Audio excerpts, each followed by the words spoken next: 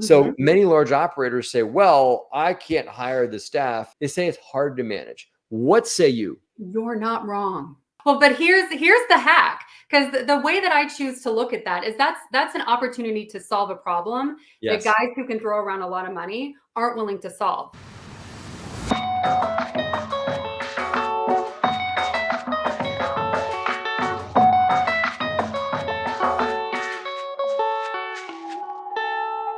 This is the Cash Flow Digest. My name is Matt Faircloth, and me and the DeRosa team are here for you guys on a weekly basis with this podcast, YouTube video, and broadcast recording. This is also live on our Facebook group, DeRosa Insiders. In whatever medium you're watching, please take a minute and like this content, leave a comment, and leave it a review. We really appreciate you guys doing that. And we're going to be talking about all things real estate and all things cash flow because our company is dedicated to transforming lives through real estate, and cash flow can do that. We're going to be talking about things that are affecting the real estate industry, news in the real estate investing world. And we're also going to be bringing on guests that are crushing it in the cash flow sector of real estate investing. If you guys want to join and watch the show live, please go to Facebook and look up DeRosa Insiders and join that Facebook group where we record this show every Friday at noon Eastern. Hope to see you guys there. What is going on, DeRosa Insider? It is Matt Faircloth here. Thank you guys for joining us for the Cash Flow Digest show. I am super pumped. I've got a personal friend of mine that runs an organization that is near and dear to my heart, and also has an investment tactic that you guys might not have thought about that is maybe a way for you guys to work your way in and do deals now, not just wait for the market to change. So great show coming at you guys today. Make sure you guys stick around for the whole thing. Guys, our next guest is a personal friend of mine. Met her at the Chicago Midwest Summit, and now she's an integral part of the Real Estate Invest Her community. I got involved in a great organization that we'll learn about today called GoBundance. You might have heard of that one. Phenomenal organizations. We're going to hear about that. And Mandy has a great strategy she's going to talk to us about how you guys can infiltrate the multifamily world and get involved and start doing deals now and look at multifamily deals that I think are overlooked, that a lot of people aren't looking at. Mandy McAllister. Mandy, welcome to the show. That means I'm funny because I'm making Mandy laugh, and that works. Mandy, welcome to the show. I'm grateful to have Anthony here to join us for the interview. Before we hop in, just tell our audience all about you. Give us a Mandy intro for those that have been living under a rock and have not heard of you yet. Hi, I'm Mandy McAllister. I actually was a college athlete, so I believe very strongly in this entrepreneurship, athletics dynamic. Followed a volleyball scholarship to a little school in Georgia, and I've been in Chicago basically ever since. Did a master's in economics, started my career on the floor of the Board of Trade, and did some improv comedy in there. And the bulk of my career was spent in medical device sales. Bought myself out of that W-2 a couple years ago with small multis, I call them. Roughly a 50-ish unit is my favorite jam to acquire. Your focus in real estate investing, which I think is really neat, air quote, smaller world, right? When I was getting started in real estate investing, there's no way at my size I was going after a 30, 40, 50 unit. Like, no, that's too big for me. I'll buy this 3, 4, 5, maybe stretch and get into that 10 unit, right? Whereas on the other side of the equation, my acquisitions manager, Hervé, just got a deal tossed at us in North Carolina. And you know what, Mandy shot it down because I read his email and I was like, you. But I get it. He goes, no, that's too small. We only get serious on deals at 100 units and above. That's what he said in the email. And I'm like, I thought of Mandy, you know. You gotta send me scraps, pal. Right. Because it's the tweener, right? The mid-size, the true mid-size multifamily and like, let's just say 20 up to like 80. At the end of the day, those are the deals that a lot of larger operators think are too small. And, smaller operators think are too big, right? It's that gap. The riches are in the niches. And if you can look where no one else is looking, that's where you're going to get like a 10% cash on cash away. You're not going to get that 100. There's benefits to 100 unit plus, but there's a ton of benefits to these smaller multis. And, when I kind of came up through multifamily, it was through a group that really specialized in syndication. This idea of how do you know when you're going to be able to leave your day job? I'll just get this acquisition fee and this disposition fee, and then I can leave. All I got to do is 4 deals a year. And I'm like, oh my God, what if you can't find 4 deals that are worth doing? Like, what are you going to do? Right. I recognized that the things that looked powerful in multifamily to me were, one, you control the value. It's not a comp type thing. It's how well do I run this business and what NOI can I create?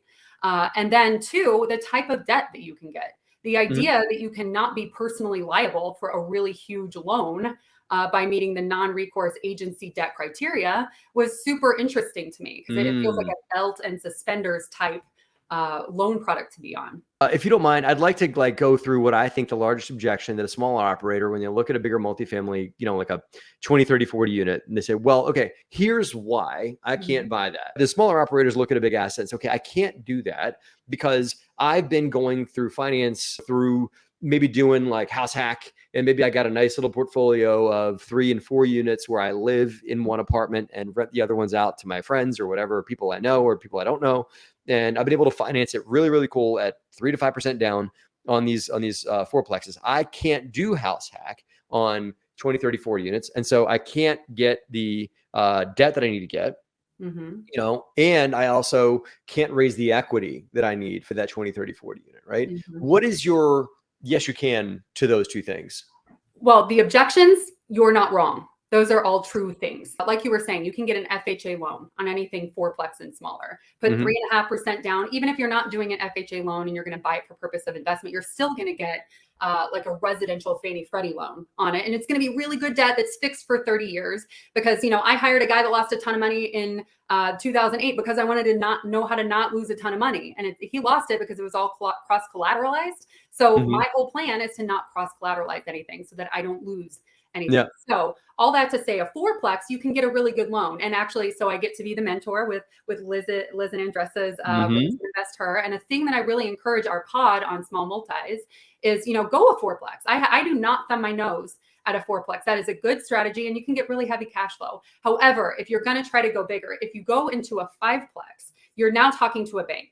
And rather than a 30-year amortization, you're probably getting a 20. You're probably getting a much higher rate. You're probably getting a 5-year term, maybe 7 if you're lucky, right? So that reset of the debt is what causes people to lose real estate. And I'm in the market to not lose real estate.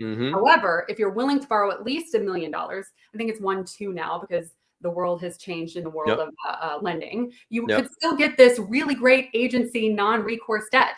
So you've got the really great loan if you borrow enough, the really great loan if you borrow a small enough amount, and this black hole in the middle. Yes. So the thing that I challenge the pod, the women that I coach there and, individually is you got to be willing to think a little bigger because no matter, it's the most confusing thing in the world. And until you've done it, it's not going to make sense. But it's so much easier once you go bigger, once you're willing to go bigger. So that's really the debt piece of that. I've also seen people go to small community banks that although there is recourse, right? Meaning they're going to come back to you if you don't pay on time, right? Small community banks will do the $1 to $2 to $3 million deals. They're going to require things, and that's okay. They're going to want depository relationships. They're not going to just give you the money. They're going to expect that you move your deposits for maybe even yourself personally, and all your business operations, whatever, go to that bank.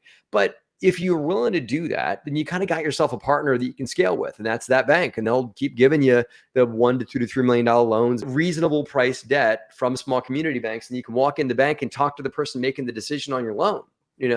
That's the biggest piece of it. Yeah. The guy, you are talking to the guy who's making the decision. I've had the most luck with local banks in the construction type loans. I don't get as good at terms at a local bank that I would with the Fannie Mae non-recourse. Right. Great question here. I'm in the middle point currently between fourplex residential and $1 million loan debt. How do you deal with the net worth requirement for government loans for bigger deals? What do you think? Great question. So to get into the bigger deals, the first larger deal, a 53 unit in Indianapolis that I bought, I didn't have the $1.2 million to put down. I had a couple $100,000. So it is kind of a requirement that you have some level of capital. You're probably not going to get in solely on sweat equity on a larger deal. But, I partnered with 2 other guys. One guy had a problem that he was in hotels and COVID had just started and he was getting wrecked in hotels, right? He owns some branded hotels, a bunch of them in Chicago. And so he and my, guy I ran a meetup with partnered together to buy this 53 unit. Well, I didn't have the net worth and I didn't have the experience to get that loan. So in order to kind of get in the game, I gave up a big chunk of that deal. I cognizantly went in taking only 10% and putting in $100,000 so that I could earn that opportunity to be able to do those types of deals on those types of loans moving forward. However, I did just learn that in terms of the experience piece, well, now you can own small multis. You can own 4s and duplexes. So long as you own 10 units, that will now count as your experience. Brand new rule that came out. Interesting. Now, with regards to qualifying for net worth, you may have to bring in this piece called a loan sponsor. And that's okay. It happens. We've had to use them at DeRosa. Mandy, you might have had to go there before in the past, but I mean, it pays to have a good network, which is one thing we're going to talk about in a little bit on how to increase your network, because your network is your net worth, right? So if in your network, you've got someone that has larger net balance sheet qualifications, and maybe they've borrowed from the agency before, be able to go to somebody in your network and ask them to step in as a seat called a key principal. And that key principal could then offer up their balance sheet and become a loan sponsor alongside you. They just want a loan sponsor that's got a balance sheet that they can say, I know what I'm doing because look at this awesome track record I have, right? Maybe give them a little bit of equity, maybe give them a fee, maybe give them something. Well, what you're describing there works in syndication. It would need to be a joint venture partner where that person is active. So really dig into the SEC requirements of what active looks like, because if you're just taking on a JV partner, that's what I do. All right, Mandy, let's transition to the other side of the spectrum. We've talked about objections and perhaps dissolve some of them on the small side, telling the 4, 5, 6 unit operator, yes, you sure can go after larger deals if you can look at it a different way. Now, operators like DeRosa ourselves have looked at smaller deals and said, no way.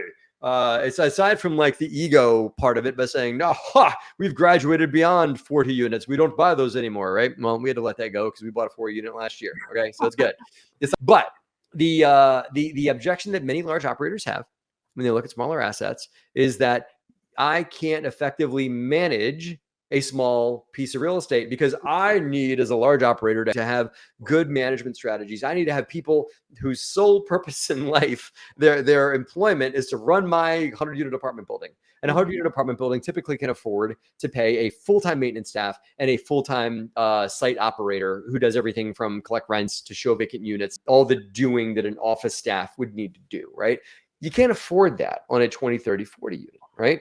So many large operators say, well, I can't hire the staff. They say it's hard to manage. What say you, my friend, to someone that says it's hard to manage? You're not wrong. Well, but here's the hack, because the way that I choose to look at that is that's an opportunity to solve a problem that guys who can throw around a lot of money aren't willing to solve, is what you just told me. So here's how I approach that problem. And this is why a 50 unit-ish is my absolute favorite. So while I can't afford a full-time person, well, 50s have up 100. So what I've done is gone to third-party managers. What our team has done is gone to third-party managers. And we said, hey, Susan's on site with us at this asset Monday, Wednesday, Friday. And then it's still Susan's eyes that are on every problem. So the problems are getting effectively solved. It might take 24 hours longer for her to get her eyes back on it, but it fixes our problem. And now what we can do is go acquire another asset that's approximately the same size in that vicinity. And poof, we have that 100-unit scale that now we own all of Susan's time. Look at you thinking outside the box. So by you aggregating enough to hire staff, Susan doesn't have to be sitting at 123 Main Street. She's at 456 2nd Street on Tuesdays and Wednesdays. And then she's back at 123 Main Street on Mondays and Fridays. And so you still have the control of staff, but you've now spread that staff over.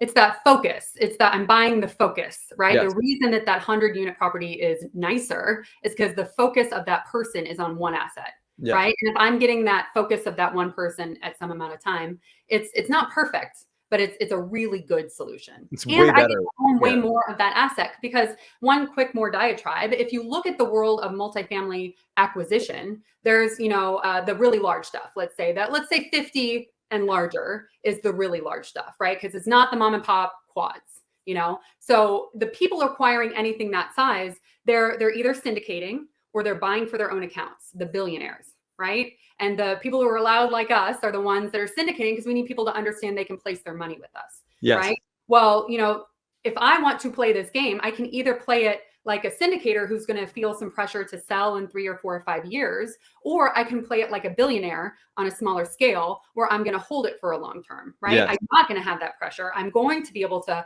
watch that market and hold it for longer if it makes sense without the pressure of my investors. So for all the aspiring syndicators out there, if you are not taking that money that you make one time, you get those acquisition fees. If you're not taking that to put into a legacy asset for yourself, you're misusing your skills. Like, you need to at least pay some attention to doing for yourself what it is that you're great at. I talk a lot about playing the long game. I was lucky enough, Mandy, to write a new version of Raising Private Capital in my book. Forward by Pace Morby. Yeah, Forward by Pace Morby, my main juggernaut, unstoppable force of nature, Pace Morby. So there's a new chapter in this book, and one of the major segments of the chapter is about playing the long game. What you're talking about spreading management around smartly is a great way to think about how to play the 10, 15, and plus year in long-term asset growth. Because you and I are both students of Robert Kiyosaki, as is this man right here. Cool. The long-term growth, the long-term wealth building is made by holding assets long-term. It's not made by playing short-term gains. It's made by long-term cash flow and reaping the rewards over time. If you're in single family, you're flipping or you're buy and hold, which, the flippers, they got money, they got a paycheck, they get money one time. I always call it one-time money versus forever money. Right. And if you're doing a one-time money thing for express purpose of building a forever money asset, something that's going to pay you every month forever, that is, exactly the Kiyosaki idea. Transitioning, you're involved as I am in a phenomenal organization, as is my wife as well. Maybe get this guy involved in Go Crew one day. Tell us a little bit about what is GoBundance and why should men and women consider it as a means to network and expand their mind, expand their circles.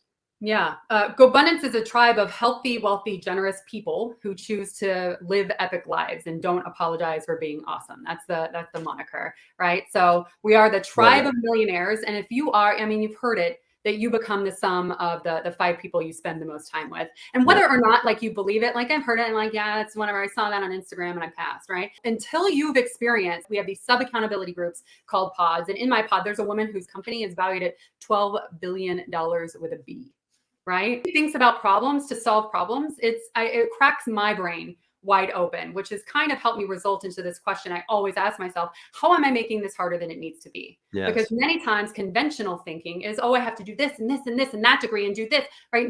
Probably not. There is usually a more straight line effect. So a chance to be shoulder to shoulder peers with people doing these big things, because Brandon Turner, David Green, Matt Faircloth, Liz Faircloth, these people are members. You are their peer if you are part of this organization. There are rooms that I've been in as a fairly successful real estate investor where I look around man, I'm the most successful person in this room. And I'm not judging anyone. But it makes me look around and say, okay, is this the room that's going to benefit me? And am I going to be able to add the most value? The way I choose to look at that is that's a dichotomy to be managed. You're given 2 arms for a reason: one to pull yourself up, but another to pull other people up along with you. Yes. So if I'm in a room like that I feel like, maybe I've done a couple more things, I'm a couple steps ahead of the other people around here, that's my opportunity to do this.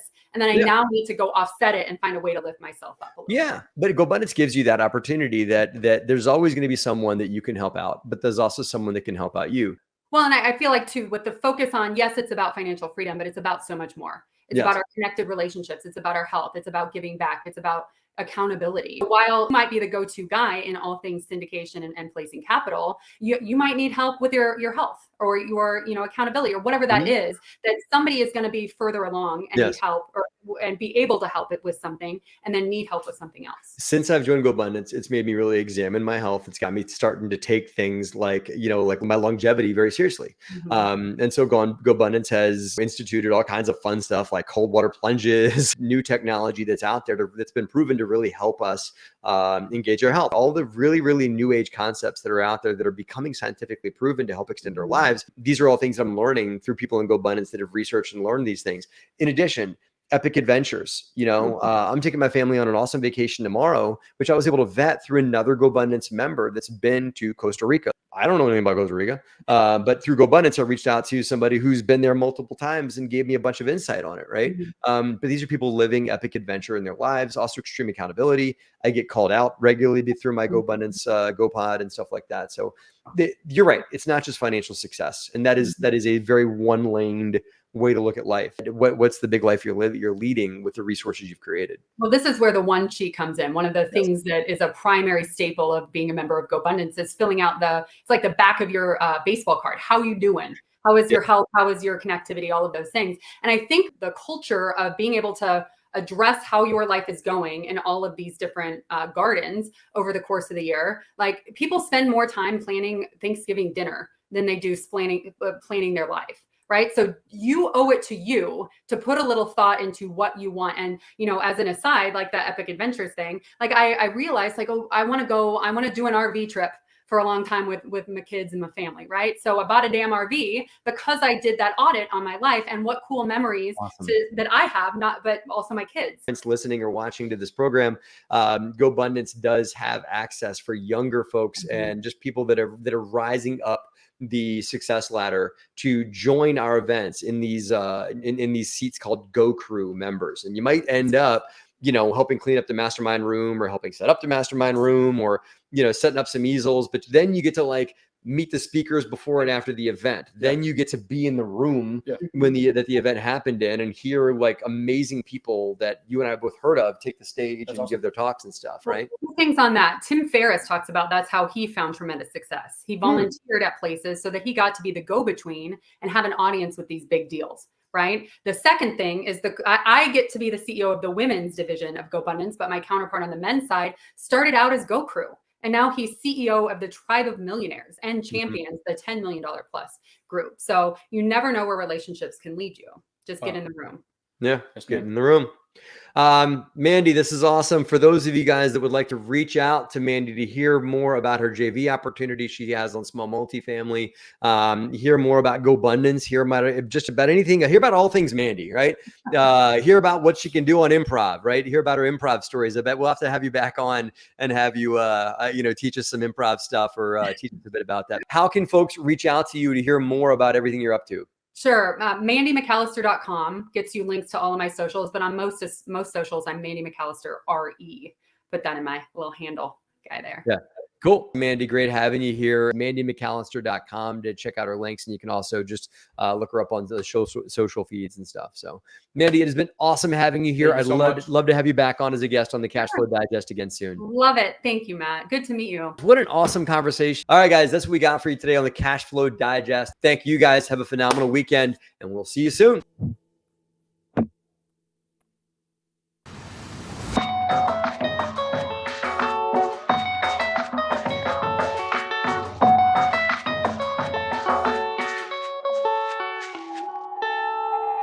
Hey guys, Matt Faircloth here. Thank you for listening again to the Cash Flow Digest. I really appreciate you guys doing that. If you guys want to hear more about what DeRosa Group has to offer, go to DeRosa Group, DeRosa Group.com, DeRosaGroup.com online. You can hear about all the great things that we offer from an educational standpoint and passive investment standpoint on our website. See you there. And if you guys want to join our online community, DeRosa Insiders on Facebook, where you can watch this program get recorded every Friday at noon Eastern, and you can come on as even a guest or ask questions on the show. We hope to see you guys on our online community, DeRosa Insiders. See you there.